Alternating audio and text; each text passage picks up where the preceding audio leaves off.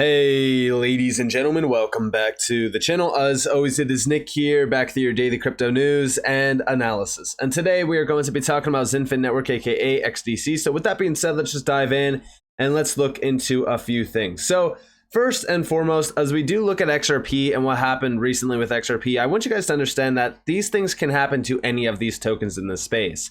And with XDC, one of the biggest things I've been looking at is what's happening around trade finance, especially around a lot of the bills that will allow for things like XinFin to be utilized within trade finance and really kind of drive the adoption of digital assets within certain flows. More so tokenization of trade finance combined with digitization, because again, tokenization is right on par with the same move to digitize trade finance itself. And we could very well see a lot of adoption from the institutional grade sector for that. The big problem that I see though, is that, a lot of people are focused so heavily on the short term. I'm more so looking at the long-term view here. We might still be months or even years away from seeing major institutions jumping on board. But I do think that's very exciting to, realize how early we actually are. With XDC, one thing that I've been very, very adamant about is the fact that we are very undervalued on what XDC is actually becoming, right? This is a giant in the making, especially around trade finance. When we look at the all-time chart, you can see that we've just been trailing sideways for the whole year, right? We've been just trailing between 2 to about 3 cents. And even right now, we're just a little bit above 3 cents. In the future, I think that this thing could very well be worth higher valuations. I've talked a little bit about, what I'm really kind of looking at, more so around like the 50 to 80 cent zone in the short term. In the long term, we're looking at much higher prices.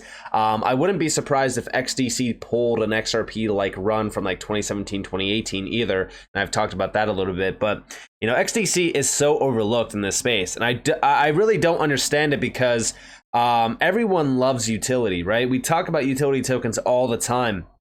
As we look at XDC, this thing has a ton of utility behind it.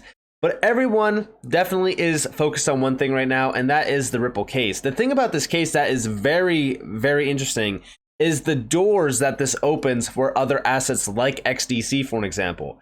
And even the XinFin co-founder himself said, "Congratulations, Ripple and XRP community on this huge win. You deserve this for standing tall in crisis. It all gives massive confidence to the younger XDC network community building its way into trade finance and tokenization market." And, as we do look at this, this is what this case really embodies, is the idea that these other networks can still build in confidence, knowing that we already seen a major company beat the SEC. And XRP itself, right? Like XRP is cleared. It has 100% clarity now. Which really opens the door for these other tokens like XDC that are kind of on par with the same idea, right? So as we look at this, I do think that this brings a ton of confidence around the utility sector. I think that the future is going to be very bright for a lot of these tokens, including XDC. Now, I also went over on Twitter and I tweeted something. Shout out to Anderson, he actually quoted it, but I said, while everyone is focused on XRP, don't forget that the electronic trade documents bill is about to be complete. Don't forget to keep a close eye on XDC. I've been accumulating this one heavily as it has been ranging between 2 to 3 cents for the past year or so. And when you see trade finance is huge, and there's a lot of friction in trade finance with all the paper handling, etc. Regulations are coming, which is crucial in order for XDC to be used at scale. And yes, this is a fundamental change around trade finance. This is going to put everything in motion to have XDC being utilized within the trade finance space. And here you guys have the electronic trade documents bill. It is in the final stages. It's in consideration of amendments, and then we will see the royal assent. I believe that they said around September this will be complete. This could very well be complete very soon, probably within the next, I would argue, next month. August, so a little bit earlier than September, but I'm still looking at September as being the major focus point for this. But over here we do see, so I actually have this this document open here in a second. I'll go over it, but I did circle trade finance, right? This is from Denton's, where you see the electronic trade documents bill, a major breakthrough in digitizing trade finance. This is from July, and we do see trade finance. If the bill does become law, the impact on trade finance digitization could be very significant indeed. This is partly because English law is very widely used in international trade, insurance, international carriage of goods, and international finance transactions. This said, the bill intentionally does not cover governing law or jurisdiction issues, which may be addressed in later legislation. Now, as we do look at this, like I said, here is the electronic trade documents bill. This just got updated on July 12th, so 4 days ago. It is in the final stages. Also, over here, we have the electronic trade documents bill, a major breakthrough in digitizing trade finance. So let's look at a few things around this. So first and foremost, at the time of writing, it is very likely the electronic trade documents bill will become law at some point in 2023. The bill seeks to support the digitization of international trade and trade finance by giving English law recognition to electronic trade documents, ETDs.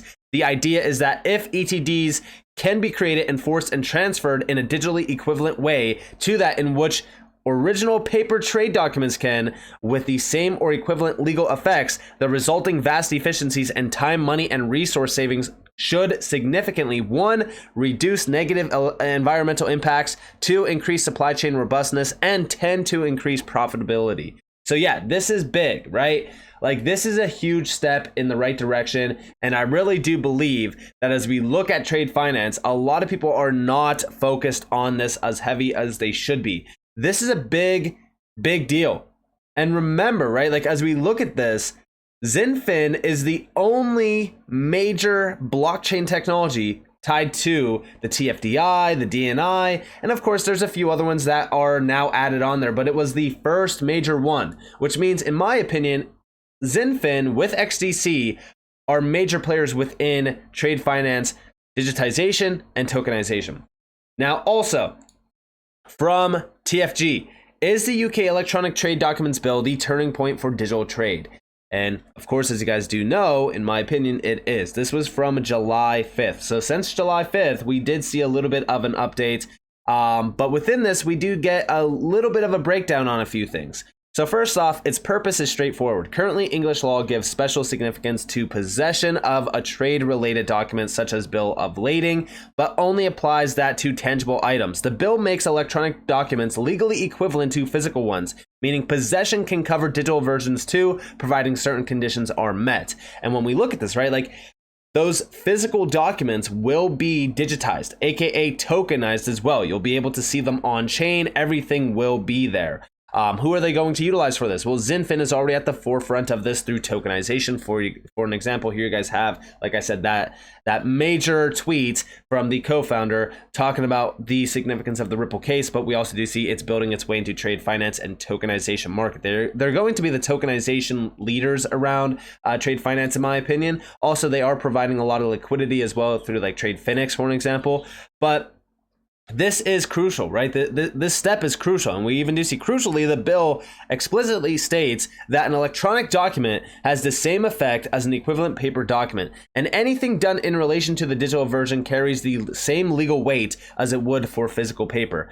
And we do see that the UK government estimates that globally there are nearly 30 billion paper trade documents printed and circulated every single day. According to the UK government, going digital will reduce processing times from hours or days to just 20 seconds while cutting carbon emissions by at least 10%. Big step. And this is all also right on par with widening the access to trade finance for SMEs as well. And we even do see creating a global solution adopting trade digitization. First, the lack of legal footing for digitization has been a major barrier to adoption, although numerous initiatives and innovations have been implemented to facilitate the use of electronic BLs. The absence of legislative support for this process has resulted in parties having to establish contractual agreements to govern the handling of documents. Now, what they are focused on here is more so English law, centered out on MLETR and even the electronic bills or electronic trade documents bill. These are all on par to create this global solution and standardization around this to allow for global adoption of digitization to take place.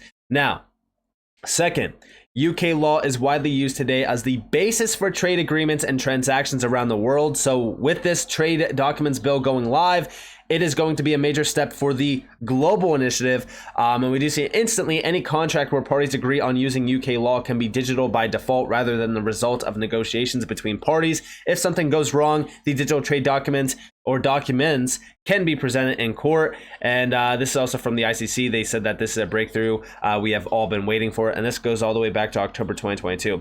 It is a game-changing moment with so much of world trade operating on English law, including 80% of all bills of lading. It is also the missing piece of the jigsaw in the digitization of trade. The legal requirement to handle commercial trade documents is holding up the implementation of new digital trade corridors, the scaling up of technology solutions, and the standardization of trade platforms, processes, and systems across both the public and private sectors. This is huge, and remember that if we have this in place, they even said that the Commonwealth Group of Nations is emerging as fertile ground for adoption. The 56-member bloc is aiming to boost overall trade to $2 trillion by 2030 and sees digitizing trade documents as a crucial step in that journey. So as we look at this, right, like this is seriously opening the door for major efficiencies to be realized in.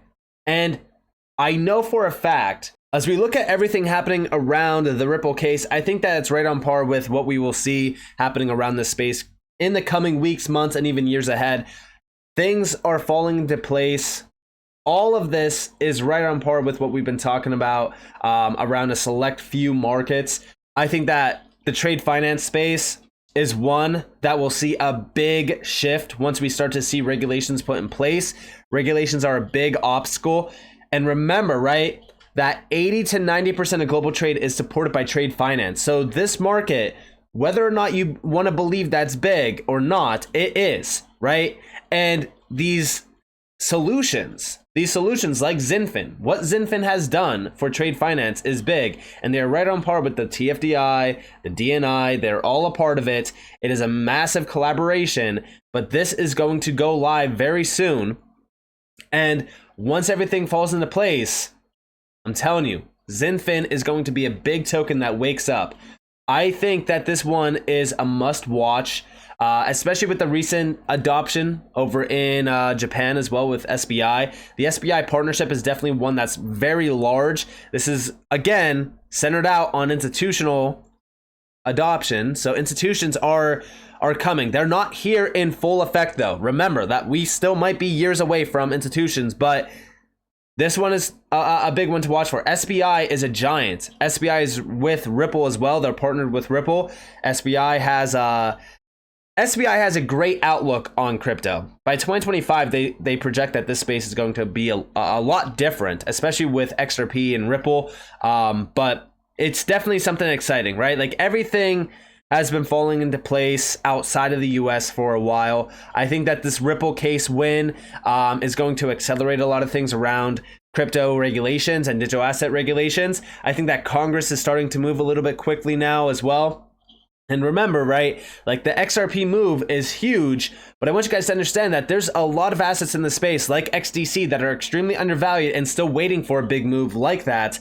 XDC is a big lagger, right? Like it has lagged behind in the markets. 2021, it was a big lagger until it started to wake up, hit about roughly almost 18 cents. I know that on some exchanges it hit about like 20 cents. I'm telling you guys, I'm looking at more so like 50 to 80 cents in the short term. In the long term, we're looking at dollars plus on XDC. So with that being said, I hope that you guys enjoyed this video. If you guys did, definitely leave a like, subscribe, to notifications on because more free content. You guys are more than welcome to follow me on Twitter and join the free Discord down in the description below. So it's up that you all have a beautiful day or beautiful night wherever you guys are on this beautiful world. That's been Nick. Peace out, guys.